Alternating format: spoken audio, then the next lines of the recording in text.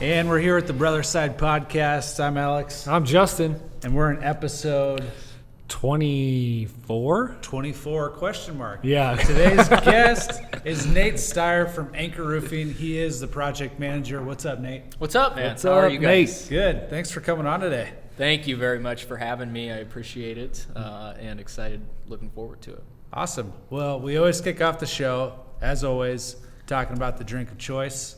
Today we have Red Bull and yet another guest who won't bring on booze. I know. Red Bull Peach Edition, though. I never knew it existed until today. Well, I try to keep it with the sugar-free stuff just because I know, how much sugar is in one of these. But they took away all my sugar-free flavors in Red Bull, so it's very rare. I'm usually like that Rockstar. The Rockstar. Yeah. The Rockstar Zeros. But it takes a lot of caffeine, especially when we get working heavy into summer. So I'm addicted to caffeine, especially when we're putting in 16-hour days and stuff. Yeah. Hasn't quite started yet, but this was the perfect pick-me-up for an afternoon. So, Are you a coffee drinker? No, surprisingly, and that was the hard part about going sugar-free in this is you're kind of limited. Sure. The thing I think we would talk through email. I just wanted a water at first, but have you guys ever Boring. Come on, man. You guys ever had the meal with caffeine in it? That's Yes. my go-to. Okay. I can load up first of all. It's a squeezable drink. Yep. Yeah. So you just load up with that stuff, and you get a lot of caffeine in one shot, and then And it's it lasts of course, a while, too. Yeah, and of course, it's super important for me to hydrate. If I start getting dizzy or winded or something on top of a roof when it's this steep, that's not a good thing. Yeah. And you really should kind of take yourself out of the afternoon for that if that stuff is happening. So, and it has happened. I'm sure. It's hot outside in the summer here. Yes. Everybody knows that, but it's about 20 to 30 degrees hotter usually up on a roof. So Yeah, you get in the 90s, it's a $130 or 130 degree roof, right? yeah, Essentially. easily. Yep. So, Nate, we want to talk about where you're from. You're from Crete, Nebraska. Yes, I am born and raised. What's the mascot in Crete? Cardinals for the high school, yeah. Okay. Crete Cardinals. And Class we've got Doane College there, so there's a lot of Tiger memorabilia and stuff around there too. Were you Nice. in town? Did you live in town? Or are you country kid? No, or- I'm a farm kid. I come from about as humble a beginnings as you can imagine. My dad's a farmer and worked kind of two jobs, ran another farm and farmed for himself. And then my mom was a teacher up until about 3-4 years ago. So Wow. It doesn't get more kind of grassroots Yeah. Nebraska than So that. is he still farming then? So he quit the one farm. He went to work for some cousins of his that run the lumber yard in Crete. Okay. I'm hoping he retires here someday, but with his work ethic, I just don't know when it's going to happen. Yeah. No ambition to farm with him then, huh? I had it a little bit as a young kid, but as I got a little bit older towards high school and kind of starting to decide what I wanted to do, I had just worked for so many hours for free on the farm that I was it was just kind of not in my heart. And if you know anything about any farmers, you got to love to do that because it's the same 14 to 16 hour days. You take a huge risk on whether a crop is going to pay out or not. And so you got to love it. I've got a cousin who's taken over most of our family farm, which I'm super proud of, that somebody took up that mantle. So it would have been maybe a little bit more difficult decision if all that weight was on me to continue, but since I knew he was kind of doing it, I went off and did my own thing. Nice. Yeah, we kind of both grew up with farming family. Right on. Our dad still does it a little bit. Yep. Our cousins do it. So yeah, we kind of understand the family tie there. A different breed, man. Yeah. And especially the bigger farmers that you get out west, it's not only a job, but it's a complete lifestyle. Oh, God. Those guys are salt of the earth people for sure. Yeah. And did you guys just do corn and beans? Was that the deal? We actually didn't do a lot of corn when I was growing up, but kind of the non-irrigated kind of stuff has gotten a lot better. So my dad does do corn now, but it was we raised pigs, livestock. cows, Okay. did alfalfa, did Milo back in the day, which nobody even knows Nobody- what that is anymore Yeah, around here. That just fell off. I don't know what the deal is Yeah, there. wheat and beans. So not the greatest crop ground that Yeah. we bought. And my Yeah. dad bought it back in the 80s when like we were just talking about interest rates where Yeah. they were at 18% and Yeah. not Yeah. 3%. So Right. yeah, he's sacrificed a heck of a lot to get to where he's at. So That's awesome. My wife's actually from Pleasantdale. oh yeah, right up the road. Yeah. So my cousin lives on that same highway going Okay. between Crete and well, the interstate really. That Yep. Pleasantdale is kind of the halfway mark. So Yeah, her parents still live on a farmstead just outside of Pleasantdale, right off man. the highway. So familiar with Crete. I got a guy on my crew that is from Crete too. really cool, yeah, man. Yeah. So Cool. some ties. Yeah. There. You talk to anybody that's like born and raised here. I know. It's like that game with Kevin Bacon. It's like 6 Yeah. degrees. You're like, oh, well, I know somebody from this town. Oh, that's your, like Yeah. Oh, yeah. it just, you're always going to have some ties, especially Sure. back to some random small farming Oh, yeah. community somewhere. It's like, oh yeah, you know so and so. Oh yeah, I know Yeah, his yeah, cousin yeah. or his brother. Yeah, it is so. I hooked up with his sister. We showed cows together. Yeah, We showed cows together, and then I hooked up with Yeah. his sister Yeah. after the show. it was a great show. One of my best. Yeah. I don't remember what ribbon I got, but His sister, let Yeah, me tell you. Still got the trophy. Hey-o. And then from Crete, you go to Lincoln for college. yeah, What'd you study? I was an English major, which graduating in 2008, right in the midst of the recession with an English major. Man, let me tell you, that was a hot job market for me. I feel the sarcasm. I feel it. I hope it Yeah, comes yeah, through in the audio. it came through. Yeah, Loud it and did. clear. Yep. But yeah, was going to school. I was in business school for a while, and I did the mistake of like stacking too many business classes on top of one another, and I just kind of got burnt out. And I really enjoyed reading, writing, kind of just taking stuff in, and so I pursued that, and I don't have any regrets about it. But yeah, I definitely got out and was like, well, crap. I basically had two avenues: like go back to school more to become A teacher, a professor Yeah. of some kind. I knew I didn't want to teach high school English because I remember what I was like in high school Yeah. English, and I Just was a jackass? yeah. No, just well, I mean, I was smart enough to read the stuff, but I was probably too lazy to do it half the time. Oh, yeah. And Yeah. then I'm a fairly good BSer, and so I think I just skated by on some of those skills for a while. And That's making high up school. if you're not the sentences. worst class, if you're not the worst in the class, then generally, you can get through. So my Right. English teachers are probably just hating this if they're going to hear it. But no, I really enjoyed it, and was about to get married at the same time, so just kind of took those skills and saw what I could scare up in a pretty scarce economy at the time, and Yeah. it's taken me a lot of different places, but I wouldn't trade it for anything. So when you got in for English, did you have a path that you wanted to go down, but it just wasn't available? Like I don't know what you. I do just for knew I English. was going to get burnt out in school, Yeah. continuing down just a business perspective, and I kind of just I really, to be an author would have been a super cool thing, but once Sure. again, like if you're getting out of school trying to start a family, just getting married, like that's kind of something that doesn't necessarily have to take a total backseat, and you have to, but you definitely have to bring home a paycheck while you're, Sure. trying to make your way towards that. So I wonder what the percentage is of authors that actually make it. It's like gotta that's their sole gig. be- yeah, I don't know. I feel like you'd have to. less than 1%. Yeah, I don't know. You'd have to have like a book that really hit, or just a little bit of luck of the draw, just like anything else. The right time, right place, sort of thing. yeah. Or you're a somebody that writes a book. Like, Yeah, too many people I knew just, they end up self-publishing, you don't make any money at it. And while it's super cool to have a book and to have your name on it and to do all that, like, once again, like you've got to bring home some bacon at some point. Right. Pig farmer's kid. Yeah. right. No pun intended. No pun intended. And then you became a computer programmer. You were a Yeah, software so engineer? I got this job that only lasted a couple months as like an intern with this company, and then I actually went and became a journalist for a little bit. It was more of like a PR job, but we basically talked to railroad guys, like, and put out their newsletters, right? So traveled for that once in a while, but just wasn't kind of seeing a really bright future at that company. So I got in with a company that was, I think it was funny, I went from 40 people at that journalism company to 4,000 with the software company that hired me. Whoa. And then IBM acquired us like a few short months later. So I went from 40 to 4,000 to, at the time, IBM was like 400,000. Yeah, so that's insane.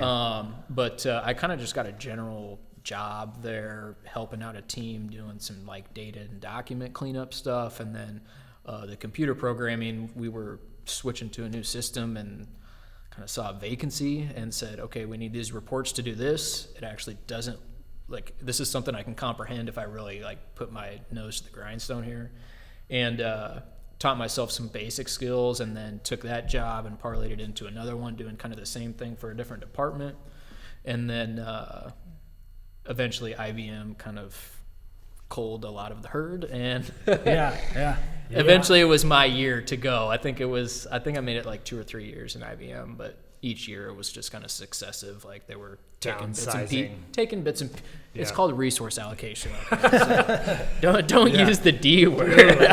Or layoffs. Oh God. Yeah, right. So, but it coincided with I was going through a divorce at the time, so it's just like, all right, let's pick up and do something totally different. I was kind of forced into it. A lot of the tech companies that I was interviewing with, like, it takes 3, 4, 5 weeks to hear back from them. And this roofing company, it's not Anchor, it was one I was at before, took a chance on me, and it was one of those deals where I went in for an interview on a Friday, and I was like, okay, so like, I'll wait to hear back from you in like 3, 4 weeks, right? And the guy was like, you're hired. If you want to come to training, it starts Monday. And I'm like, let me check my schedule. I'm free. I'm unemployed.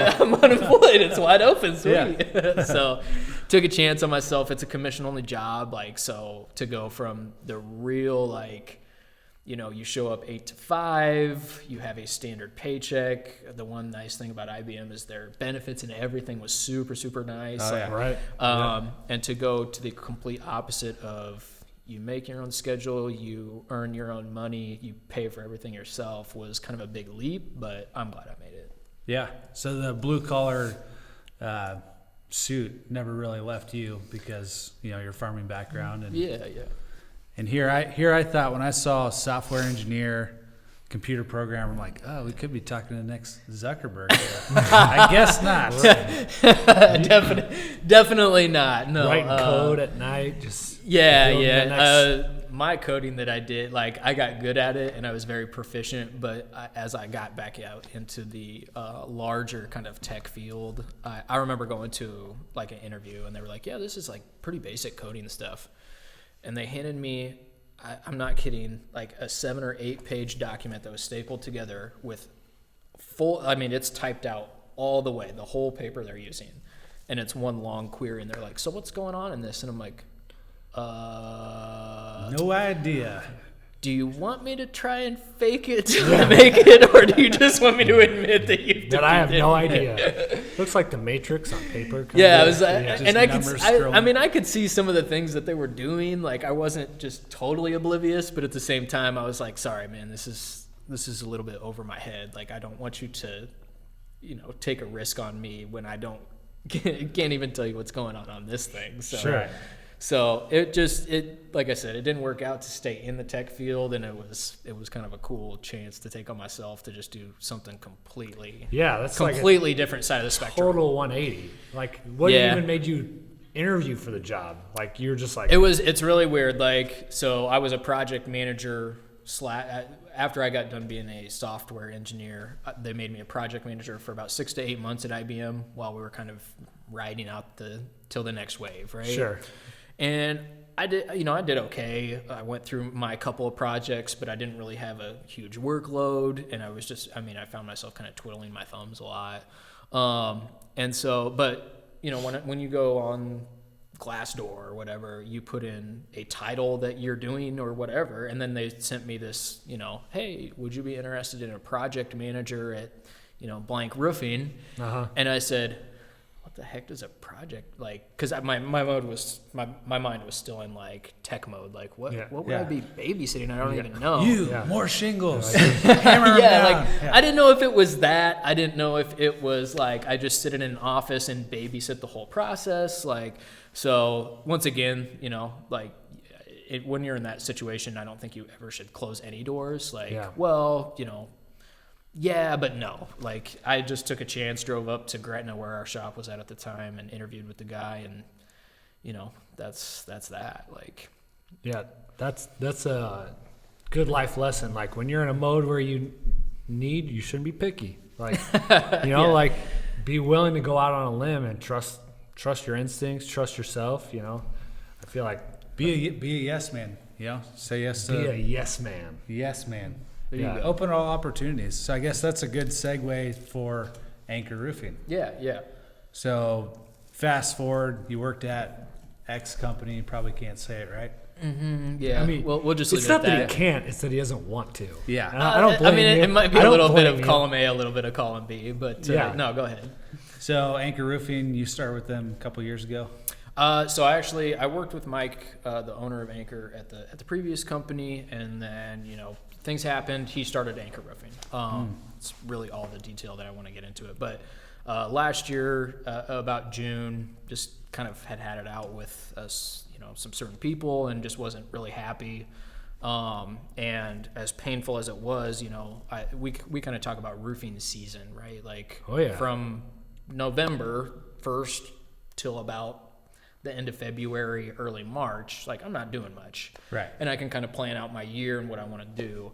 I decided to stick it out, and see what this year brought me with this other company. It was just not the right decision. And so, as painful as it was to, cut off all these customers and do all this, cut off all my ties to this work that I knew I was going to have to leave behind, you can't really put a price on your happiness. And if you're miserable getting up to go to work every day, like, especially in this job where, we knock doors, we have to make good impressions on people. It's all about people trusting us with, this really important project. Right. And if you wake up in a bad mood, like, you're just not going to perform. So rather than, trudge through it, I just decided to make a switch, and I'm pretty happy that I did.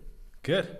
And so can you kind of run us through your specific role with the company now, project manager? So what does that mean exactly? Yeah. And it means at each different roofing place, and there's a lot of us. I think there's like 800 some licensed roofers in Omaha. No. 800? Well, that's everybody from, we call, like, the smallest guys, right, that have a ladder, a nail gun, and a buddy.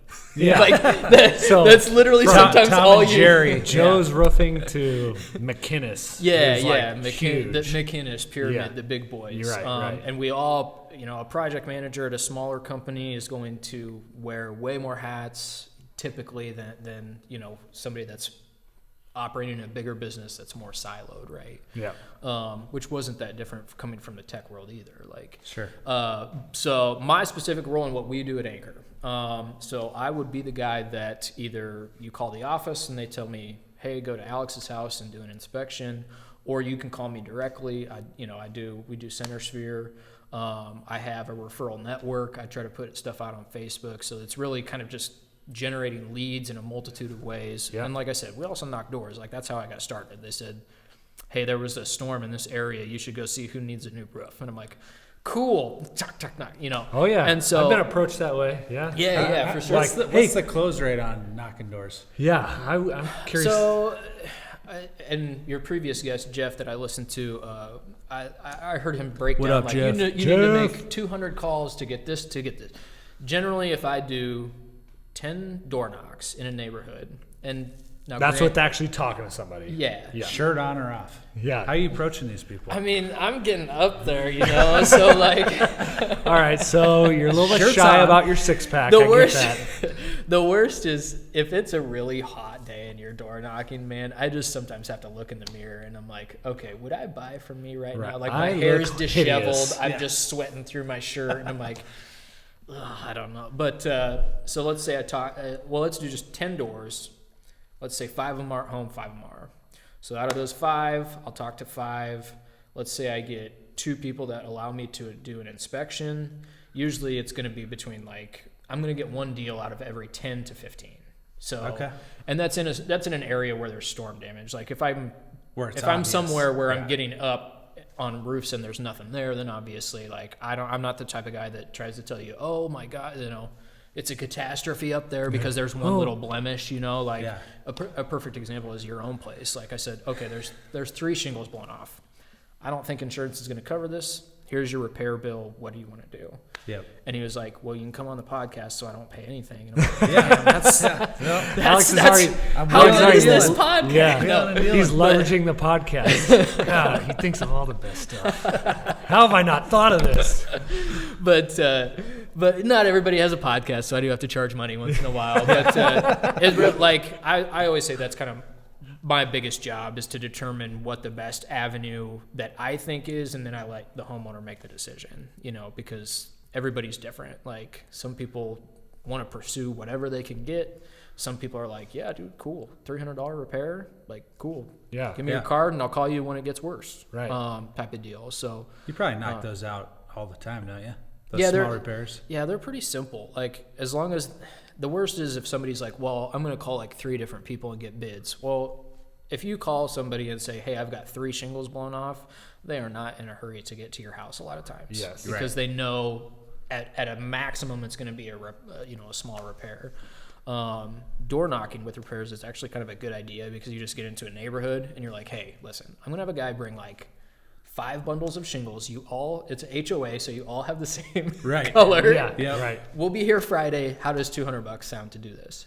And they think about it and they're like, yeah, well, it's maybe a little bit too much, but you've made it so simple that sure. What the heck? I have had some leaking, so this. You got to think about how much time for a $200 or $300 or $400 repair it takes you to call a contractor, take off from work to meet them at your house if you're that kind of person. Email with multiple people, time is money. Yeah. Time is money for people. So, and I think more than anything, it's hassle.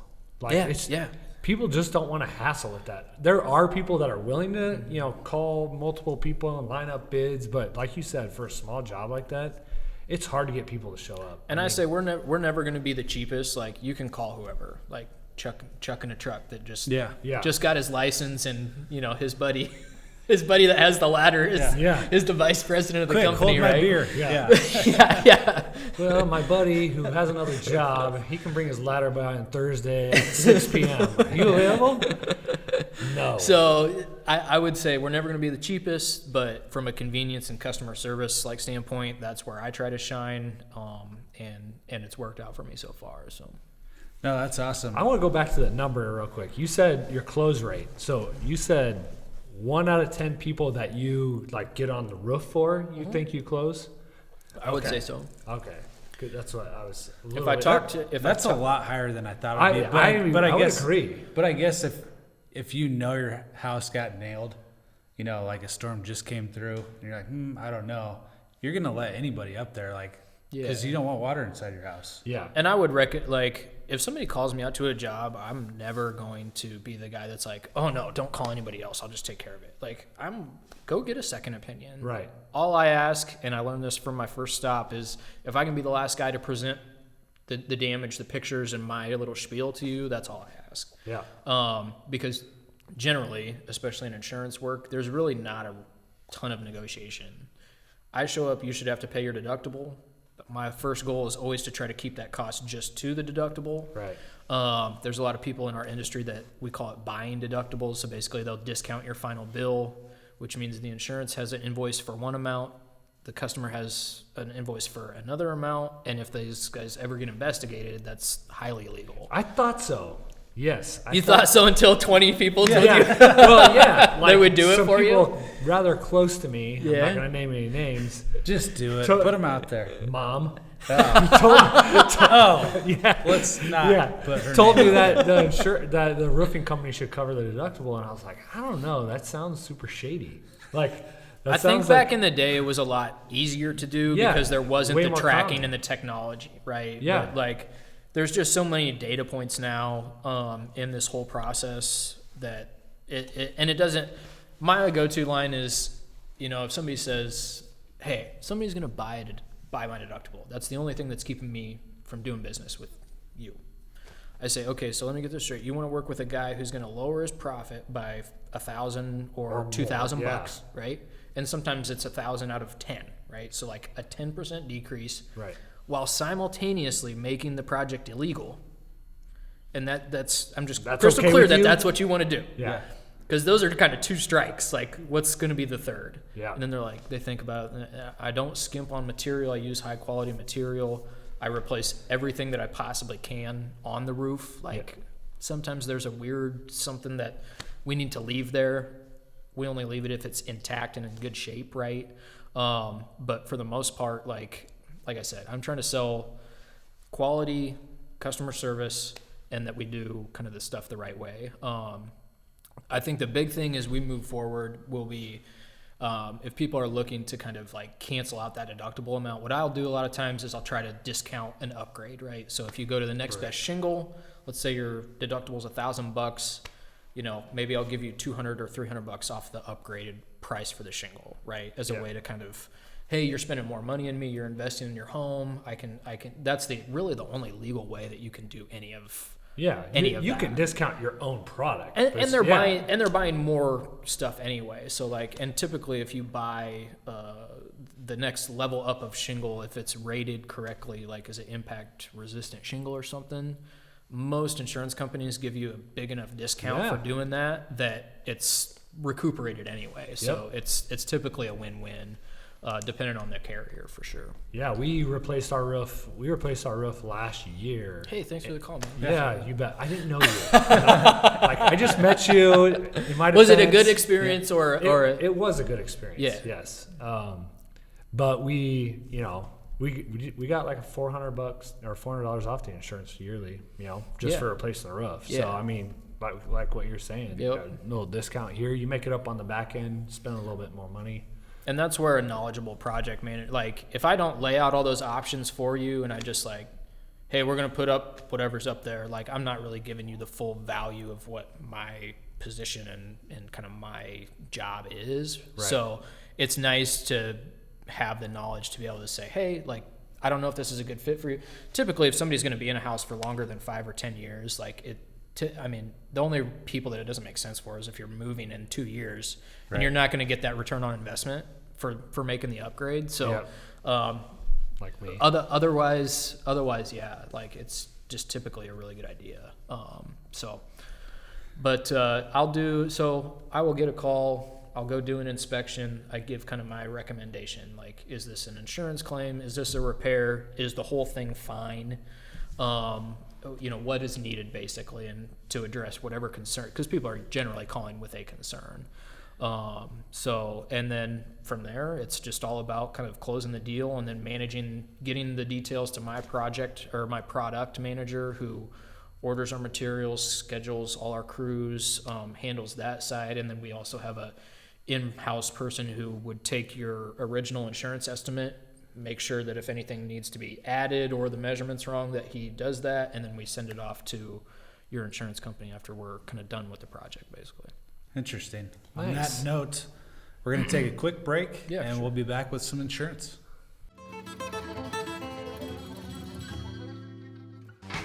Are you committing yourself to exercising in 2021? We can't help you keep your head out of the Cheetos bag, but we can help fix up your exercise equipment.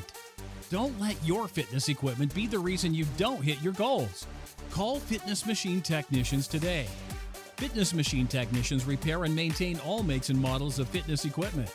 Some of our clients include hotels, apartments, gyms, corporate companies, assisted living, physical therapy, and let's not forget the homeowners.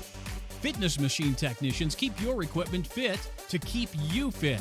Give us a call at 402-871-4735.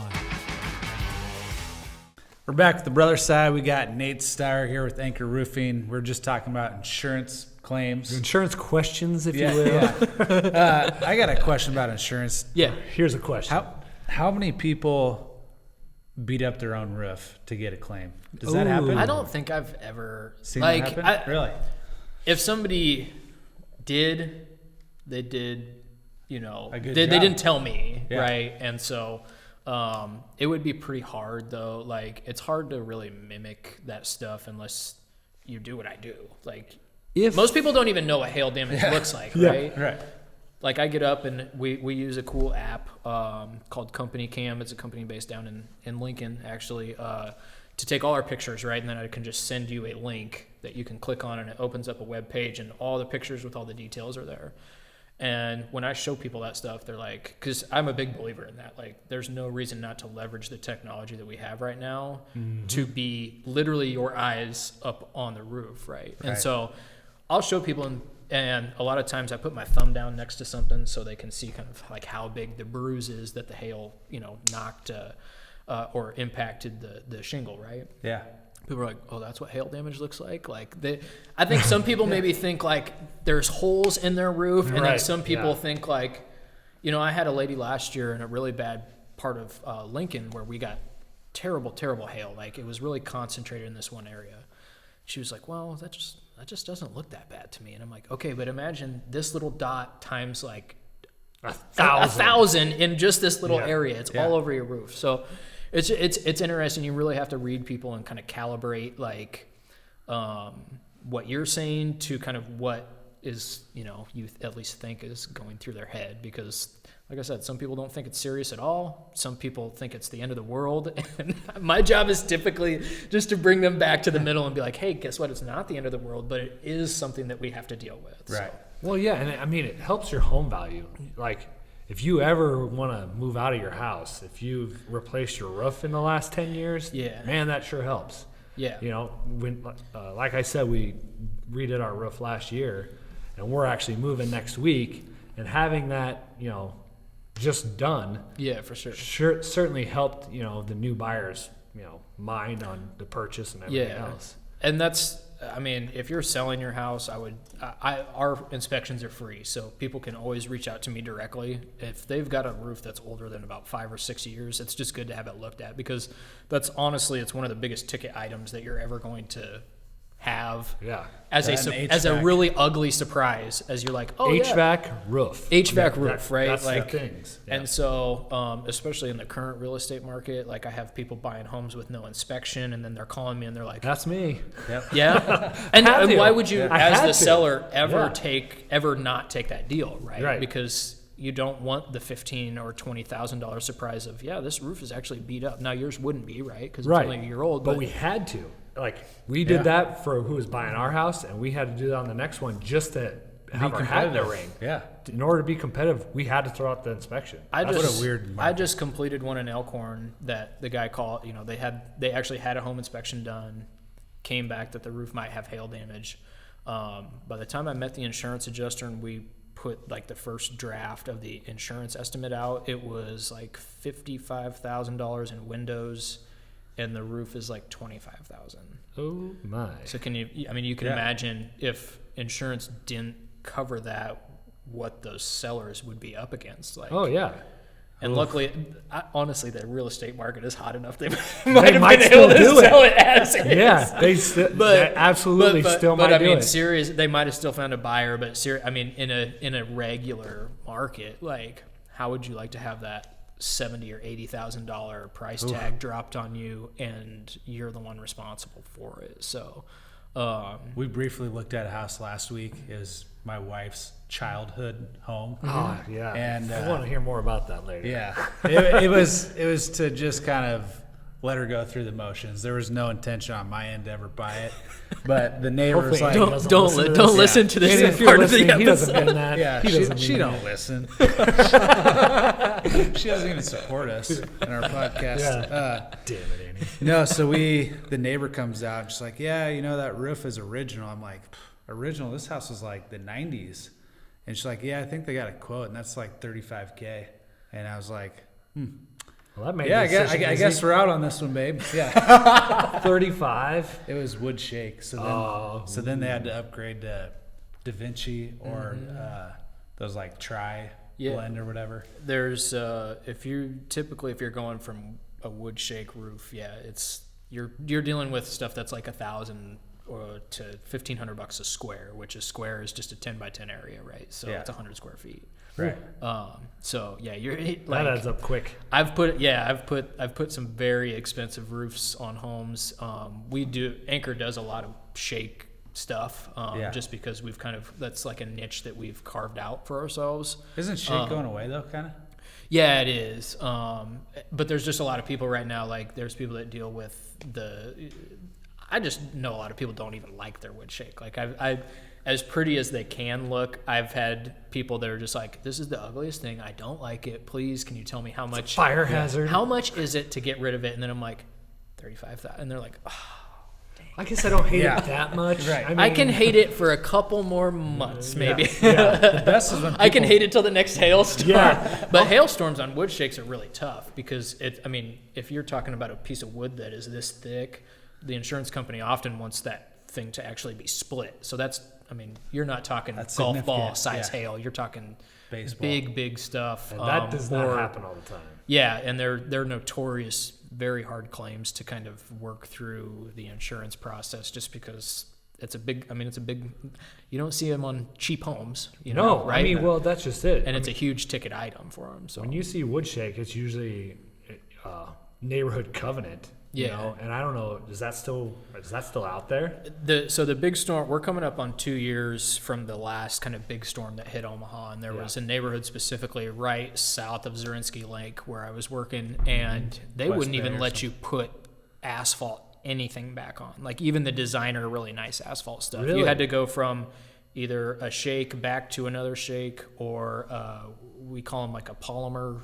It's like a plastic kind of tile, or they make stone-coated steel shingles too, where they blast the granules on top of this, and they're all really sweet products. But like I said, if you're doing that out of your own pocket, you've probably got some bread tucked away. To do that, because it's expensive per square foot to do it, and it's really, you got to find the right people to do it too. Is the other thing.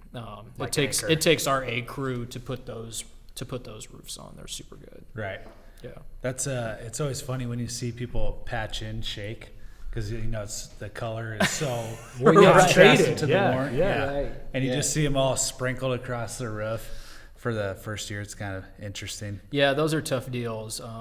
And typically our approach is, even if we can get you some money for a shake out of, if you've had hail damage done to your home, but they're not paying out the whole thing, like at least we can eat up the majority of the cost to put the new whatever you want on. Mm-hmm. So there's, once again, it's just kind of knowledge and jockeying that kind of weird situation where you're trying to figure out what's best for the homeowner while we're still being a profitable business. Yeah. I got a question back to the 800 companies and just Omaha. Why are there so many roofing companies? I feel like you see a new one popping up, every week. Well, I don't want to pick on them too bad, but like this year, one of the biggest here, Excel Roofing, just closed their doors, right? Yep. And I guarantee you, I don't know how, I know at least one, but I guarantee you multiple new roofing companies started that day, because it's very easy. Like I said, it's very easy to start a roofing company on paper. You need some supplies, you need a little bit of cash runway, but really, you see everybody from driving. One of our guys drives a Ford F-150 Limited, which is like a $80,000 truck or something, down to the guy that's just, the Ford wheels Ranger are about to fall off. Yeah, it's 75% rust. 25% Ford Taurus body model that they ripped off a wreck and somehow managed to put on a truck. And so it's a wide gamut, but that's kind of why. It's just, it doesn't take much. And then when a storm hits, you're going to see 50 to 100 more just start up, because coming in from out of state. And the tough thing is, especially in a really big storm scenario, is just there's so much work. I can only do so many inspections a day. So while I might not be able to get to your house till Friday, that guy can pick up some crumbs here and there. And if it's profitable, which insurance work typically is, it's, he's making money and he has no overhead. Right. It's a lot of work, but it makes it tough it makes it tough for a homeowner because you get that individualized attention from that guy. But I always say roofing years are like dog years. Like you have to multiply by 7 because there's just so many that come and go in such a quick amount of time that it's, like we've been in business 2 years. I feel like it's 14. Yeah. Like you are aging horribly. Well, it's so weather dependent. I mean, I feel like your question could easily apply to your old business and lawn care. I mean, I feel like every time you turn a corner, there's a new lawn care business. And I'm like, I used to ask Alex the same question. I'm like, how do you maintain or how do you stay afloat? And it seemed like you guys were turning away business because once you start establishing that brand, brand recognition, that you're reliable, you're efficient, people know that you do good work, then, that word of mouth does the work for you. Yeah. So. Yeah, and people are, most consumers in Nebraska, if they've owned a home more than 20 years, they've maybe been through 2 or 3 storms by that time. Yeah. So they're not dumb. Like you can spot the difference a lot of times just by talking and looking to somebody. And I would say that I don't worry too much about losing work to those guys. Generally, if there's a big hailstorm, there's plenty of food for everybody to eat. Yep. And I just want to work with the people that mostly want to work with me, because it's a symbiotic relationship. Like I'm helping you out, you're helping me out because this is my living. It's pretty easy to tell somebody that's going to be easy to work with, be a good customer, or they're just not the right fit. I've turned work away. Like I'm not ashamed to even say that. Like, hey, sorry, this isn't a good fit. I'm not going to work with him. I had a guy one time, I signed a contract.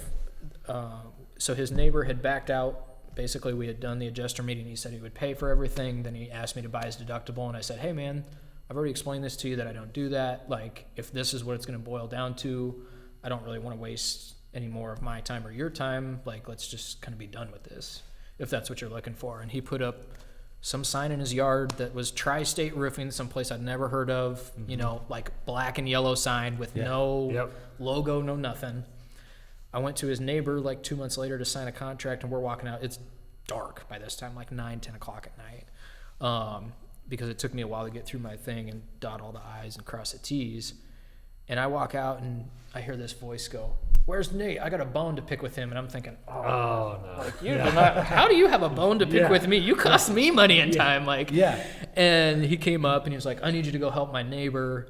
And then I went down to the neighbor, and it was like the same vibe. And I was just like, listen, man, like, I apologize. Like, I'm not trying to be standoffish or big time you here, but like, this just isn't really a good fit, like based on what I'm seeing.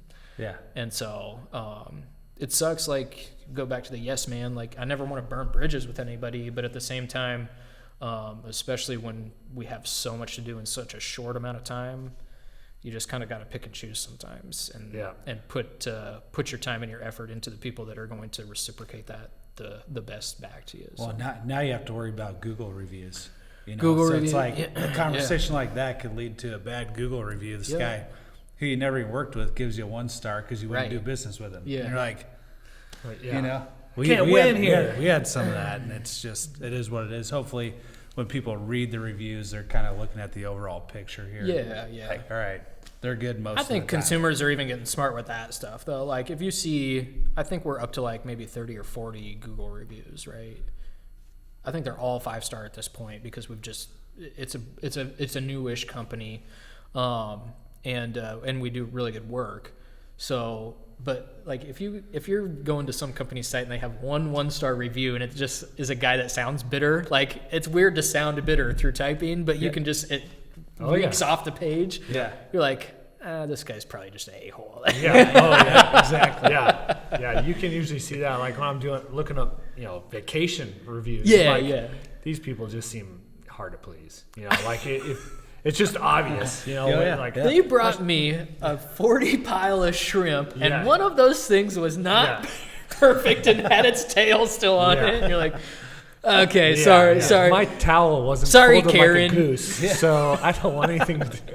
You know what I mean? That is like, there was no chocolates on my pillow, so I'm not coming back. Bastards. That's exactly it. So usually, you can see through that stuff. Yeah, no doubt. I think the business model for roofing is interesting. It's like real estate because all of your employees are 1099 mostly. Not the sales guys, but the labor people, which takes the liability off you guys if someone falls off, which is kind of con artist-ish. Like, hey, we'll just 1099 you when Jose falls off. It's like, there's a lot of separation in that, and it's just like there's certain companies that bring it all in-house, and there's advantages to doing that, and there's advantages to doing it the other way. Us personally, like, we work with a guy who does all the labor for us, but we've been working and partnering together so long that, like, he's our guy, right? Yeah. Like, not on paper, he doesn't have anything signed with Anchor Roofing as far as being an employee, but he's our guy. He's done every roof for us since the inception of the company. Wow. We know he's going to be back next year. We know he's going to be back the year after. We know he's going to take care of us and kind of match our high standards, you know. It doesn't take much more than a text to that guy, you know. I had one this weekend. We had to push a job all the way from last Monday to Friday because of the rain, right? Right. Which is another great thing about roofing is the weather. Sure. You can never plan on. Yep. We finished Saturday. I got a text from my homeowners who are out of town saying, hey, somebody's coming by to mow Sunday. I'm like, okay, well, this thing better be real picked up. We do a good job of picking up, but one more pass. Please, you guys make an extra pass. I'll come over Sunday morning. We'll double check everything, double and triple check everything to make sure that that's not an issue, because the last thing I need is, you know, heaven forbid they were sending over their, you know, dad or grandpa or somebody to mow, and next thing grandpa's in the hospital having to get a tetanus shot or something. Like that's that's not my Sunday. I don't want that. So we do pay attention to the details, and really, if it requires a second and third pass, we're gonna go make it. Speaking of weather, who's your guy? Bill Ramby? Like, who's the biggest liar? Who's the biggest? So when you see Bill roll up his sleeves, are you like, yes, here we go? If I ever see a weather person with hair frazzle, there used to be a guy in Lincoln that was a young cat that was just, he stopped in the middle of a hailstorm one time and literally said on the air, oh crap, my truck's outside. I want that guy. The more transparent you are, the more frazzled you are, the more I know that stuff is going down. So you kind of hoping for storms, or you're like, come on. I certainly have areas of Omaha specifically where I have customers with $500,000-$600,000 homes that the roof is still original, like 15, 20-year-old asphalt. That they're like, I'm praying for hail, and I'm like, I pray that it hits right here and I can come help you out, because you're the person that actually needs it. Yeah.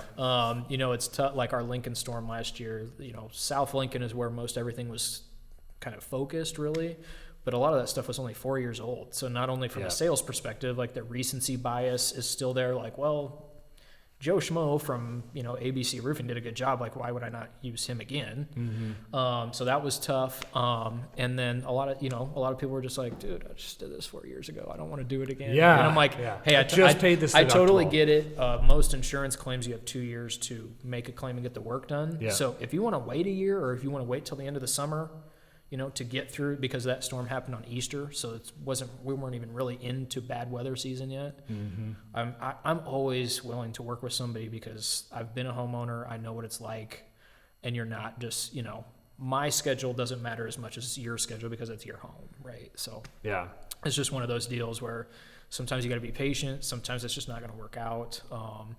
I don't necessarily pray for hail all the time. Are you guys not directly? I definitely might pay attention to the forecast and say, "Oh, that looks like a good day." But 6 ounce baby Jesus. I certainly don't want people's, you know, places to get destroyed, but it is nice to know that if it does happen, that I'm in a position to help them out and kind of serve them and get them back to just living life. What a nice guy. This is a PC ploy right here. He's really, when a hailstorm comes, he's not really this nice. When we were off air, I'm probably one of the least pushy salesy guy. Like, sometimes probably to my detriment, but like I said, there's especially after a hail event, there, you go to the gas station, there's 6 different roofing companies' trucks there. Mm-hmm. They're all trying to figure out where to go. We're knocking on top of each other. Sometimes homeowners are talking to 2, 3, 4 of us a day, not to mention all the crap that somebody's leaving on your door and you're getting in the mail. Do you pull others' flyers out? I maybe have pulled a flyer or two. I used to do that. Especially like if I'm showing up to a referral, right? Like, hey, you called me, you know me. I'm fairly certain, unless I really bugger this situation up, that I'm gonna get the business. Yeah, those flyers are going away. Oh yeah. Like I had to do. My mom lives in a townhome in Lincoln, and they're a 5-plex, right? So not only do I have to get her to sign a deal, but the other 4 people work with all those insurance companies. But I can't tell. I mean, Mom's place was home base last, early spring, getting into summer, and even late into the year, everything was done. They're still getting flyers. They're still having people come around to talk to them. Yeah. And that's the hunger that it takes, like, to really thrive in the industry. Right. But at the same time, as a homeowner, like, man, that's exhausting. Yeah. Mm-hmm. Especially when it's obvious. Like, no, you can see it. It's new, right? Yeah. Yeah. I had. Speaking of Excel, I mean, my roof story really took place over like the course of 3 years, but Excel's the one that kind of like story. Well, I mean, it's a story, man. It's almost like I could almost put it in a novel. I mean, it's so with chapters. You're and ridiculous. Yeah. Well, so the English major with the roofing background. You're trying to. Are we trying to partner up? Yeah, that's right. This is the story. A book about roofing. Boring. Chapter 1. The first nail went in. Then the next Excel came. He was knocking on doors and, wanted to get up on the roof. I'm like, sure, why not? Whatever. I knew that hail had come through and it had probably been a year or whatever. And he recognized that there was hail damage, saying it was like basically all over the house, and was pointing stuff out. What are you laughing at? and I was like, man, I don't know. Like, door-to-door sales, I didn't fully trust this guy. My wife knew him and didn't fully. What are you laughing at? Didn't really trust him. Is this gonna end well, Alex? He's gonna spit up his energy drink. He's got a full mouth there. So I got a second opinion. Oh, got it. And the second opinion guy is like, I don't think you really have a claim. Well, then, not long, within months, roof after roof around me was getting replaced. And I was like, man, maybe I should have gone with that Excel guy. But I didn't trust him. We ended up going through a company. It was family friend, So, but, it took probably every roof around me for me to finally pull the trigger. Part of it was hassle. Part of it was I had already been told I didn't have a claim. But watching all these other people get roofs done, you're like, I have to have a claim here. Like, my house faces the exact same direction as a lot of these houses. Right. I'm due. I need some hail. Well, my new house is 8-year-old roof. So I was gonna. You're right in the sweet spot. I mean, your base shingle that most everybody has is, we call it a 30-year laminate shingle, right? It's a piece of asphalt that they stamp extra pieces on that gives it that 3D look, right. And then they put the granules on top of the exposure, and that's kind of what you see and what gives it its color. But their 30 years lasts about between 9 and 11 years is kind of the average that I've heard anyway. Okay. In Nebraska anyway, and that's just because you're dealing with the extremes of everything minus hurricanes, basically, right? Like, that's the only thing we don't get. Super cold, super earthquakes hot, don't do windy. anything to shingles, so we're good on that. We don't need those, no fracking or whatever. Yeah. But I mean, we get extreme heat, extreme cold, ice dams, stuff like that, wind. Hail, and wind.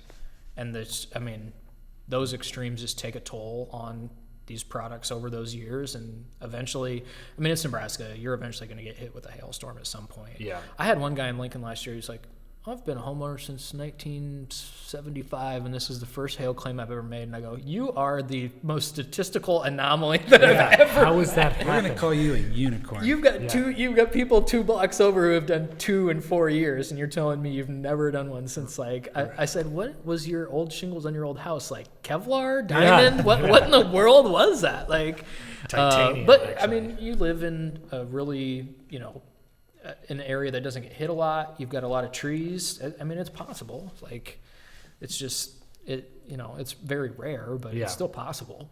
Yeah. We got a few minutes here left. Yeah, I for wanted sure. to ask a question about solar panels. I got Tesla. Not panels, Tesla but roof.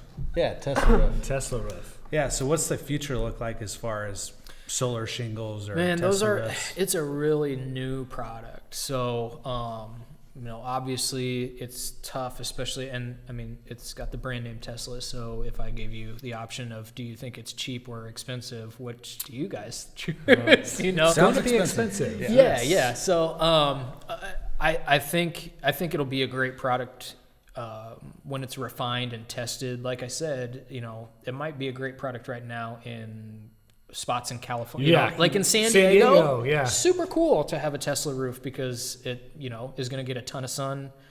So you get that benefit, but you also don't get these wild, weather patterns that we get here. So it'll be interesting to see how that takes off. I don't think it's even very big right now, and I think there's a lot of calibration that needs to be done in terms of like how much should it actually cost versus what it's costing right now. And I don't know if that's going to go up or down, honestly, because I don't even know the expertise behind what it would take to find an installer for those.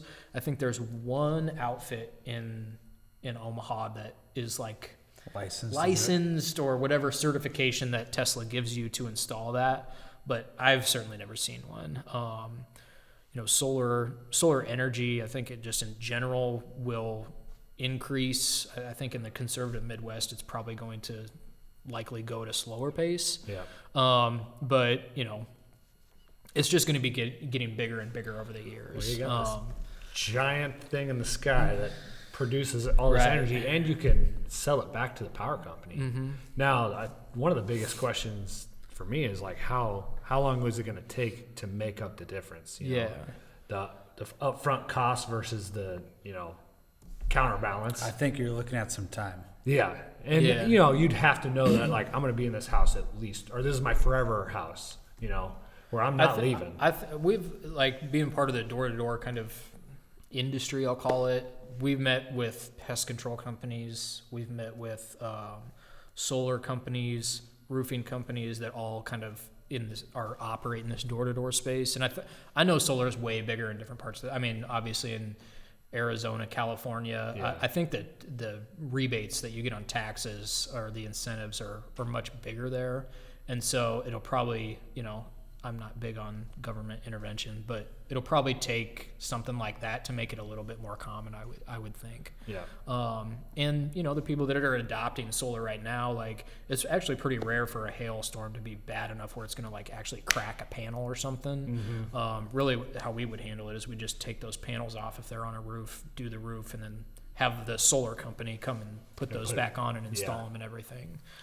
Specialized. Yeah. So, it'll be interesting. I mean, I think in our lifetime, by the time we're all old guys, if we're not there already, He's looking at I feel like it someday. That was a hair comment. But I said, that felt personal. You're supposed to get your hair from your mom's side, right? And that's the one endearing thing that must have been a rumor. the lifelong thing that my grandpa, who's still alive, gave me is he's still at I think he's 92 now, still has a full head of hair. So I'm like, well, I mean, just gotta count what's going. For Yeah, you, exactly. Right? You got 30 seconds here to wrap up. Is there anything you want to get out to all of our listeners? Yeah, weather season is quickly approaching. Even this week, as we're recording this, could get nasty. So my advice is always, if you even have an inclination that you need to get your roof checked out, the number one call should be to a contractor like myself that you trust, that you know. I don't recommend people call the insurance company right away, because that can result, if you don't have any damage and you trust somebody to come out and tell you that, there's no reason to file an insurance claim, because it's just going to bugger up your standing with the insurance company. Yeah. Denied claims are not the end of the world, but they're certainly, they're never going to work in your favor either. So that's kind of one of the transparent things that I do. Give us a call. Anchor Roofing here, we're located right across from the Millard Airport here in Omaha. And in the show notes or whatever, I'll give you my number, and people can definitely call me directly or call our office if bad weather does hit, or even if they just need to have their roof looked at. Our inspections are free, and so it's really, kind of an easy process. And like I said, we leverage technology. We take a bunch of pictures. I've even done like FaceTime from somebody's roof where I'm like, Nice. hey, Yeah. let me Your be roof your looks eyes and like- ears up there. This Yeah. is what it looks like. This is what's going on. This is what I would, this is how I would approach it if I were the homeowner. And that's all we can really do. And then let them make their decision. So always happy to help, though. Always happy to help. Awesome. Well, you've heard it, folks. Right? Anchor Roofing. Anchor Roofing. Thanks, Nate. It's been a Appreciate you pleasure. guys, man. This Thanks is for awesome. coming on. Awesome. Appreciate All it. right, thanks. Another episode of The Brother Side.